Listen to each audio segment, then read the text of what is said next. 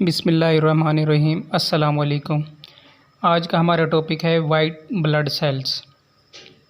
White blood cells also called leukocytes और leucocytes. White blood cell को हम leucocyte कहते हैं। ल्यूकोसाइट को हम दो तरीके से लिखते हैं, LEUKOCYTES और LEUCOCYTES and abbreviated as WBC, और हम इसको WBC स्मॉल एस के शॉर्ट नेम से लिखते हैं। Leukocytes are found throughout the body. Leukocytes पूरी बॉडी में पाए जाते हैं, इंक्लूडिंग द ब्लड के साथ, एंड लिम्फेटिक सिस्टम, और लिम्फेटिक सिस्टम के साथ। यानी जो लिम्फेटिक सिस्टम है, जो टिश्यूज़ के दरमियान से फ्लूइड वगैरह इकट्ठे करते हैं, तो उनके दरमियान में भी पाया जाता है। WBCs account for only about 1% of blood, यानी कि 100% ब्लड में से सिर्फ 1% WBC होती है। WBC play an important role in our immune system. WBC एक इम्पोर्टेंट रोल प्ले करता है हमारे इम्यून सिस्टम में, यानी जो हमारा डिफेंस सिस्टम है, जो मुख्तलिफ बीमारी के ख़िलाफ़ लड़ता है, उसमें एक अहम किरदार अदा करता है। दे फ्लो थ्रू ब्लड स्ट्रीम, ये ब्लड स्ट्रीम के ज़रिए फ्लो करते हैं टू बैटल वायरस से लड़ने के लिए, वायरस से जंग करने के लिए। Bacteria and other foreign invaders, bacteria और दूसरी फॉरेन बॉडीज़ के ख़िलाफ़ लड़ने की जरूरत करते हैं। WBCs are made inside the bone marrow. WBC यानी white blood cell bone marrow में बनते हैं, and store in blood and lymphatic tissues, ये ब्लड में और लिम्फेटिक टिश्यूज़ में जमा होते हैं, स्टोर होते हैं। ऑल WBCs हैव न्यूक्लाई, तमाम WBC वाइट ब्लड सेल के न्यूक्लियस होता है, which distinguish from other blood cells that anucleated RBCs, जो कि दूसरे रेड ब्लड सेल से इसको मुख्तलिफ ज़ाहिर करता है। तो इसके अंदर भी न्यूक्लियस होता है। नेक्स्ट हमारे पास आ जाता है टाइप्स ऑफ WBCs, यानी कि वाइट ब्लड सेल की इकसाम।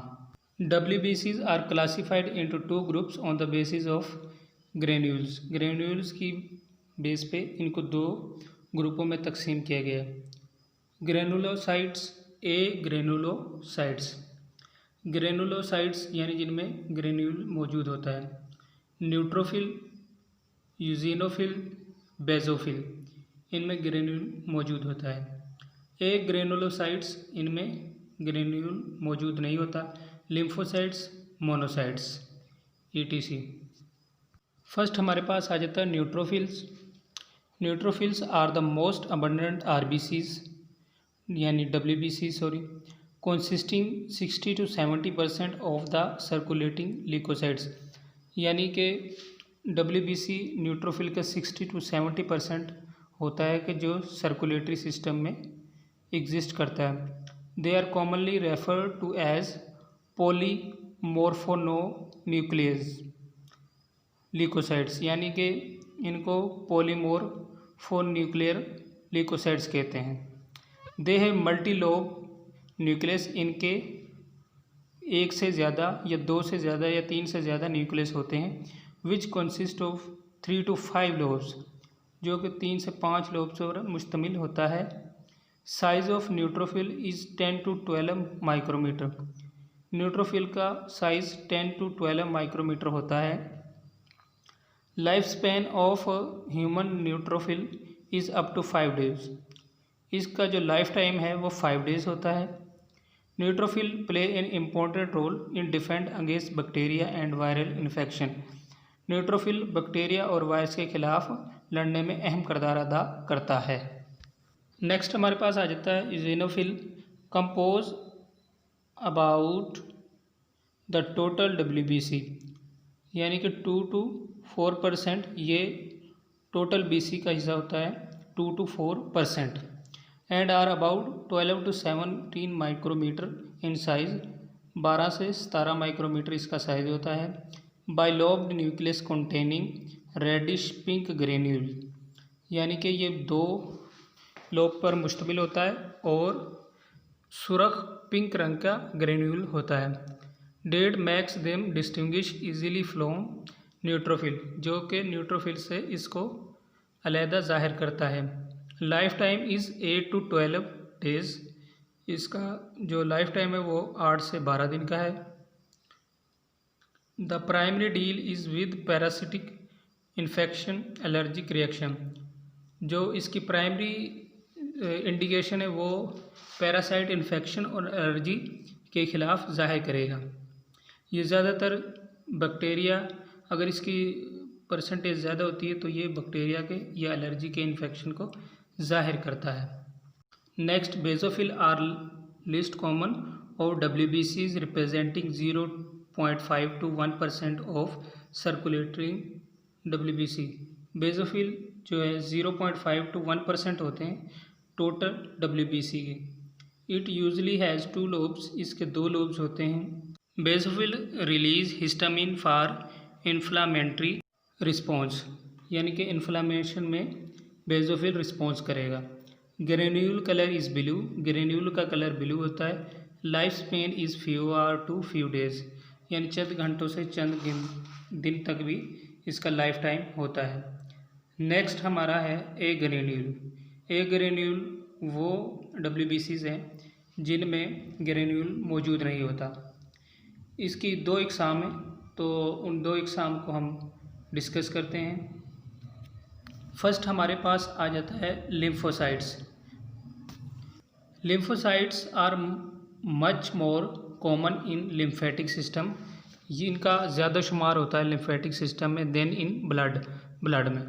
Lymphocytes are distinguished by having a deeply staining nucleus that may be eccentric in location and relatively small amount of cytoplasm, यानी कि इसका जो डीपली स्टेनिंग न्यूक्लियस होता है और इसका साइटोप्लाज्म भी छोटा होता है। Lymphocytes include beta cells, T cells and natural killer cells. Lymphocytes, beta cell, T cell and neutral killer cells पर भी मुश्तमिल होता है।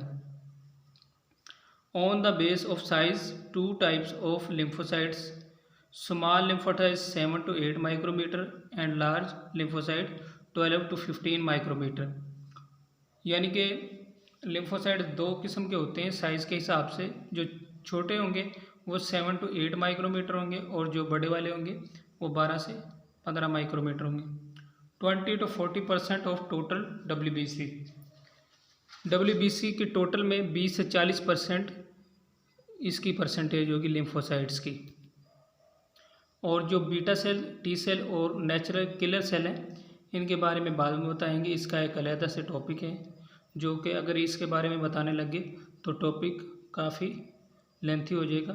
तो नेक्स्ट हम अपने अगले स्टेप पे चलते हैं। तो इसके बाद जो नेक्स्ट हमारे पास आ जाता है वो है monocytes.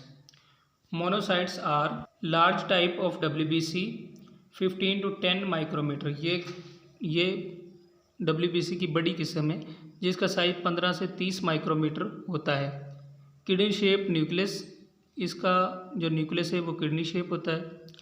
Monocytes migrate from the blood stream to other tissues, ये ब्लड में एक जगह से दूसरी जगह टिश्यूज़ पर चले जाते हैं। And differentiate into tissue resident macrophages Kupffer cells in the liver, और ये मैक्रोफेजेस यानी लड़ाई के दौरान ये आते हैं और कुफर सेल्स इन लिवर में इनको कफर सेल्स कहेंगे।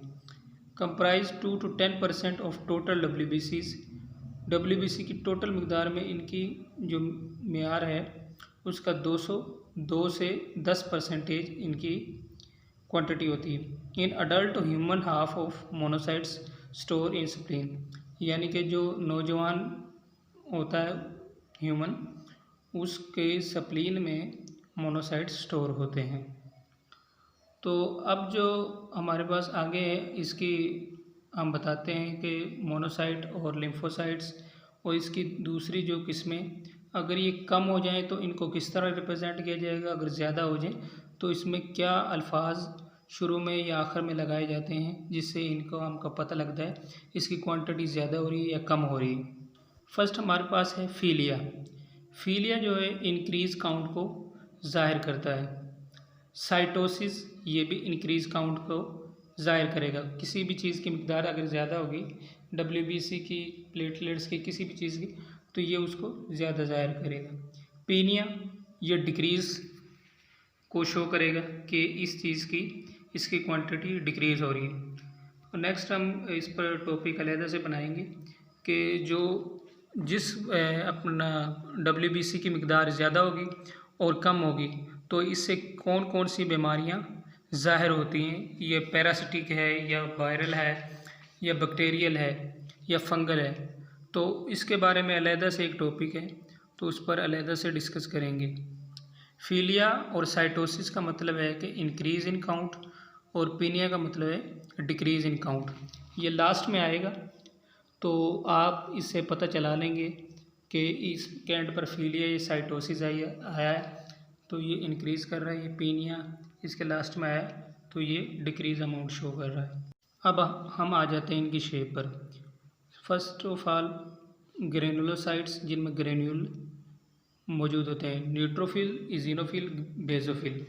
न्यूट्रोफिल में 5 न्यूक्लियस हैं, इजिनोफिल में 2 और बेसोफिल में 2। इसमें 3 भी हो सकते हैं। और इनके इर्द गिर्द जो छोटे छोटे डब्बे हैं ये ग्रेन्यूल्स को शो कर रहे हैं। बेसोफिल ब्लू कलर का होता है लेकिन पिंक कलर दिया हुआ है, ये आप देख लीजिएगा। लिम्फोसाइट्स एंड मोनोसाइट्स ये एक ग्रेन्यूल होते हैं जिनमें ग्रेन्यूल मौजूद नहीं होता, यानी ग्रेन्यूल लेस होते हैं। इसमें साइटोप्लाज्म लिम्फोसाइट्स में बिल्कुल साइड पर छोटा है, मोनोसाइट्स में थोड़ा बड़ा है। तो शेप से आपको पता लग गया होगा।